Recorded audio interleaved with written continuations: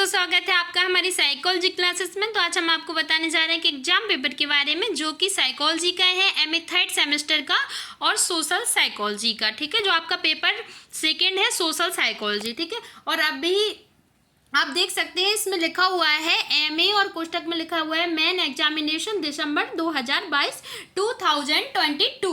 Okay, तो यहाँ पे आप देख सकते हैं कि यहाँ पे जो आपका एग्जाम पेपर है वो किस तरीके का आता है। अभी हम आपको दिखाएंगे किस तरह से क्वेश्चन पूछे जाते हैं, ये सारी जानकारी हम आपको देंगे। ठीक है, तो यहाँ पे देखिए जो टाइम है वो आपका 3 आवर्स का है, मैक्सिमम मार्क्स है वो 85 के हैं और मिनिमम पास मार्क्स है वो आपके 29 के। ओके, तो यहाँ पे देखिए जो क्वेश्चन है यहाँ पे पूछा गया है, देखो शॉर्ट आंसर टाइप क्वेश्चन पूछे गए हैं सेक्शन 1 में। ओके, तो पहले हम आपको एक चीज़ क्लियर कर दें कि जो मैक्सिमम मार्क्स 85 हैं वो इसीलिए हैं और रेगुलर स्टूडेंट के लिए है, और मिनिमम पास मार्क्स है वो 29 है।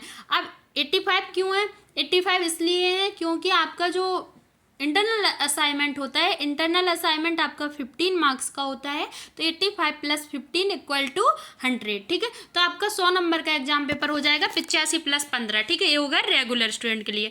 तो जो प्राइवेट स्टूडेंट होते हैं उनके लिए ये जो एग्जाम पेपर है वो क्या रहता है कि रेगुलर प्राइवेट स्टूडेंट के लिए ये एग्जाम पेपर है तो वो 100 मार्क्स का ही रहता है। ओके, 100 मार्क्स का रहता है। तो अब यहाँ पे क्या है, क्योंकि इसीलिए रहता है क्योंकि उनके इंटरनल असाइनमेंट नहीं कराए जाते हैं। अब सेक्शन ए में आप देख सकते हैं शॉर्ट आंसर टाइप क्वेश्चंस हैं, लघु उत्तरीय प्रश्न जिन्हें कहते हैं। अब यहाँ पे देखो अटेम्प्ट ऑल क्वेश्चंस। ठीक है, तो यहाँ पे कोई कन्फ्यूज़न होने की ज़रूरत नहीं है। यहाँ पे देखो इस एग्जाम पेपर में लिखा हुआ नहीं है, बट कुछ क्वेश्चन पेपर ऐसे भी हैं जो मैंने अपलोड कर रखे हैं पहले से, उसमें आप देखिएगा उसमें लिखा हुआ है।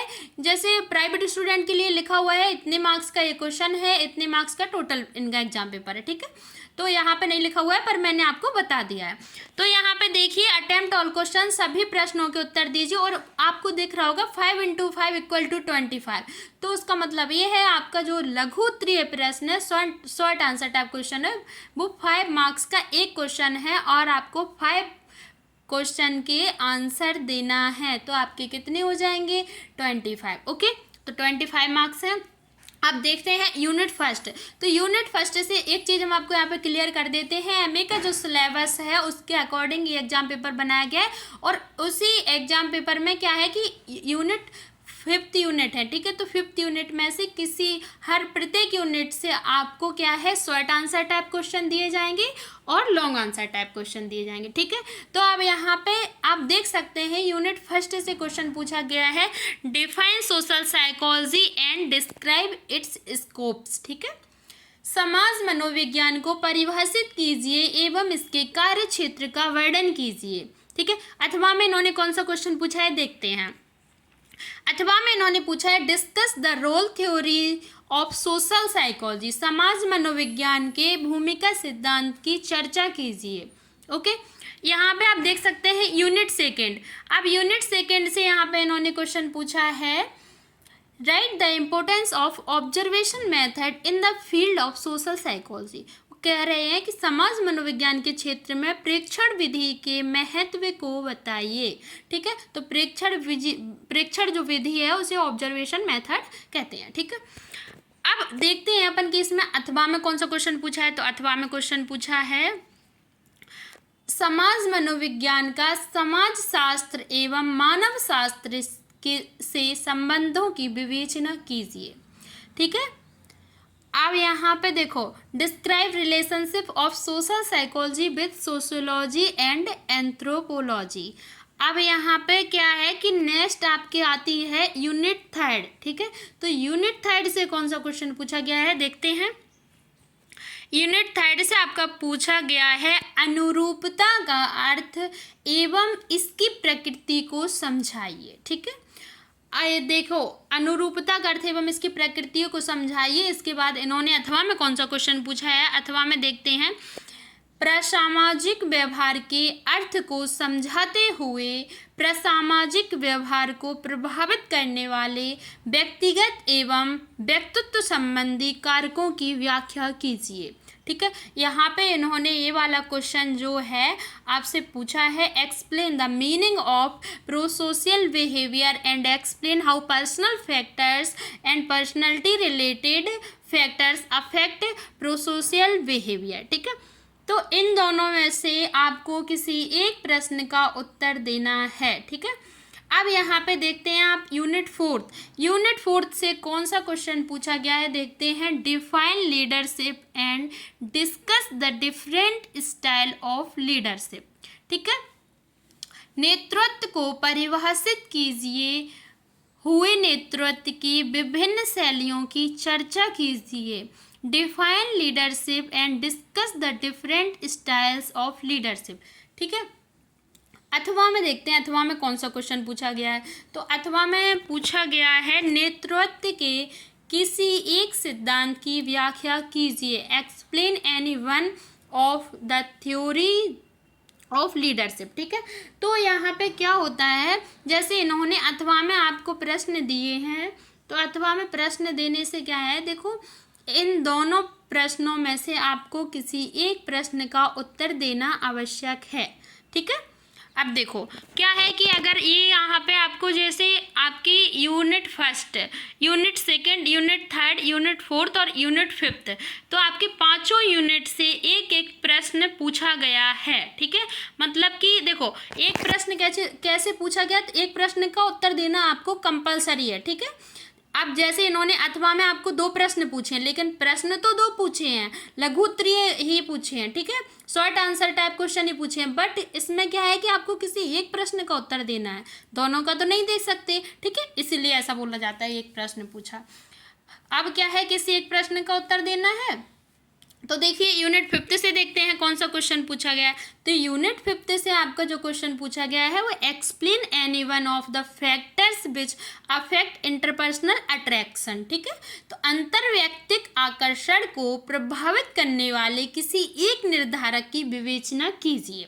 ठीक है, आपका जो यूनिट 5 है और ये जो यूनिट 5 से जो क्वेश्चन पूछा गया है वो लघु उत्तरीय प्रश्न का लास्ट क्वेश्चन है।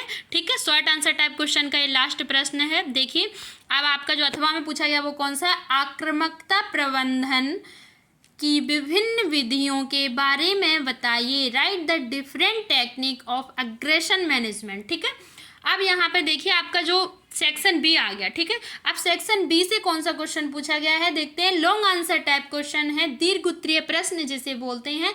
ठीक है, तो यहाँ पे लिखा हुआ है, नोट आप देख सकते हैं, अटेम्प्ट ऑल क्वेश्चन, सभी प्रश्नों के उत्तर दीजिए। ओके, अब यहाँ पे देखो इन्होंने लिखा है 12 × 5 = 60।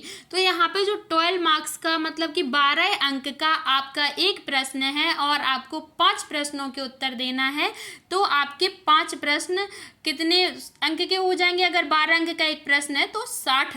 ठीक है, 60 अंक, मतलब कि आपके 12 मार्क्स का एक क्वेश्चन है और 5 क्वेश्चंस के आपको आंसर देने हैं। तो 12 × 5 = 60 मार्क्स। ओके, तो यहाँ पे देखिए सभी प्रश्नों के उत्तर दीजिए। आपका यूनिट 1 से क्वेश्चन पूछा गया है। तो यूनिट 1 से कौन सा क्वेश्चन पूछा गया है देखते हैं। Explain historical background of social psychology. इन्होंने पूछा है समाज मनोविज्ञान की ऐतिहासिक पृष्ठभूमि को समझाइए। ठीक है, अब यहाँ पे देखो अथवा में आप देख सकते हैं, अथवा में इन्होंने कौन सा क्वेश्चन पूछा है। तो अथवा में इन्होंने पूछा है discuss psycho analytic approach of social psychology. ठीक है, तो यहाँ पे देखो इन्होंने एक क्वेश्चन पूछा है, समाज मनोविज्ञान के मनोविश्लेषणात्मक उपागम की चर्चा कीजिए। ठीक है, तो देखो यहाँ पे क्या है कि जैसे मैंने आपको बताया था अथवा में पूछा गया था, देखो सेम प्रोसेस यहाँ भी है, इन्होंने यहाँ पे भी अथवा में ही पूछा। ठीक है, तो किसी एक प्रश्न का उत्तर देना है। ठीक है, अथवा में दिया गया उनमें से। अब आपका यूनिट 2 आता है, जैसे आप देख सकते हैं यूनिट 2 है। ठीक है, यूनिट 2 में आप देखिए, पहले हम आपको जूम करके दिखा देते हैं। तो यूनिट 2 से जो आपका क्वेश्चन है वो है explain the importance of sociometry method in social psychology. मतलब समाज मनोविज्ञान में समाजमिति विधि के महत्व को समझाइए। ठीक है, इसके बाद क्या है आपका अथवा में आ गया। अब अथवा में उन्होंने क्या है, describe social psychology as an applied science. एक प्रयुक्त विज्ञान के रूप में समाज मनोविज्ञान का वर्णन कीजिए। अब यहाँ पे देखो हम आपको थोड़ा सा छोटा करके दिखाते हैं। देखो अब यहाँ पे आप देख सकते हैं, ताकि आपको दोनों प्रश्न एक साथ दिखे, हम आपको कुछ बताना चाहते हैं। यहाँ पे क्या है, जैसे इन्होंने अथवा में जो प्रश्न दिया है, ठीक है, तो अथवा में जो प्रश्न दिया है उन दोनों प्रश्नों में से आपको किसी एक प्रश्न का उत्तर देना कंपलसरी है, ठीक। अब यहाँ पे आपको एक जो आपको देखो, कभी कभी क्या होता है कि ऐसे भी प्रश्न पूछ लेते हैं, जैसे उन्होंने आपको लघु उत्तरीय प्रश्न में बोला था कि कोई भी 5 प्रश्नों के उत्तर देना है, ठीक है।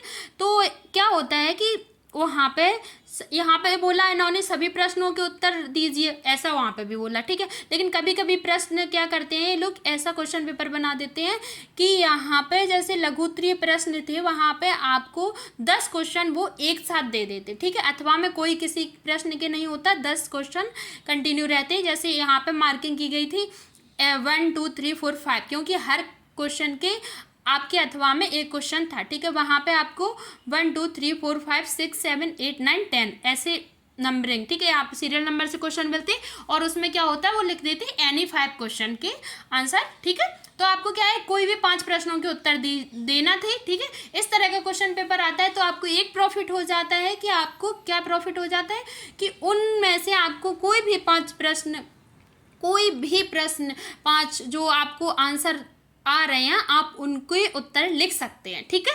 तो अब यहाँ पे क्या होता है, यहाँ पे इन्होंने अथवा में दे दिया, यहाँ पे तो कोई ऑप्शन है नहीं। अगर आपको दोनों प्रश्न के उत्तर आ रहे हैं तब भी आप एक ही प्रश्न लिख सकते हो। अगर आपको दोनों प्रश्न के उत्तर नहीं आ रहे हैं तो आपका यहाँ पे लॉस हो जाता है, क्योंकि आपके जो जैसे अगर आपका लघु उत्तरीय प्रश्न है तो 5 नंबर गए शॉर्ट आंसर टाइप क्वेश्चन में, ठीक है, 5 मार्क्स का लॉस हो जाएगा। और यहाँ पे आपका ये जो आपका एग्जाम पेपर इधर है, ये वाला जो लॉन्ग आंसर टाइप क्वेश्चन है जो आपको क्वेश्चन दिख रहे हैं, इसमें क्या होगा कि आपका 12 मार्क्स का लॉस हो जाएगा, ठीक है। रेगुलर स्टूडेंट के लिए बता रहा है। और प्राइवेट स्टूडेंट के लिए शॉर्ट आंसर टाइप क्वेश्चन अगर उनका छूटता है तो 6 मार्क्स का लॉस हो जाएगा। और अगर प्राइवेट स्टूडेंट के लिए लॉन्ग आंसर टाइप क्वेश्चन उनका छूटता है तो क्या होगा, उनका 14 मार्क्स का लॉस होगा, ओके।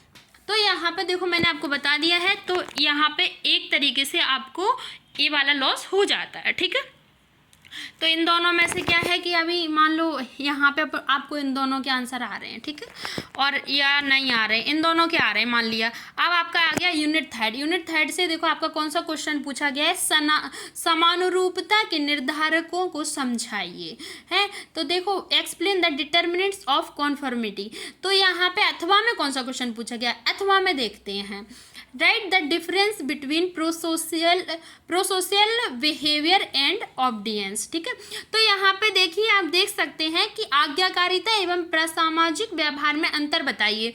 अब इन्होंने ये जो क्वेश्चन था ये पूछा है, ठीक है। अब इन दोनों प्रश्नों में से मान लो आपको एक भी प्रश्न के उत्तर नहीं आ रहे हैं, और यहाँ पे देखते हैं, यहाँ पे आपको जो देखिए आपका explain the importance of sociometry method in social psychology, जो आपका यूनिट सेकंड के दोनों प्रश्न आ रहे हैं और आपको यूनिट थर्ड के दोनों प्रश्न नहीं आ रहे हैं, तो क्या होगा, आपको यहाँ पे कोई प्रॉफिट नहीं है, क्योंकि अगर दोनों प्रश्न आ रहे हैं तब भी आप एक का आंसर लिख सकते हैं, और उसमें से दोनों प्रश्न नहीं आ रहे हैं तो आप एक का भी आंसर नहीं दे पाएंगे, तो क्या हो जाएगा, आपका लॉस हो जाएगा, ठीक है। अब देखिए यहाँ पे यूनिट 4 देखिए, यूनिट 4 से आप, हाँ यूनिट थर्ड का क्वेश्चन देख लिया था ना, यूनिट थर्ड का क्वेश्चन देख लीजिए, और यहाँ पे यूनिट 4 से हम आपसे क्वेश्चन दिखाते हैं, यूनिट 4।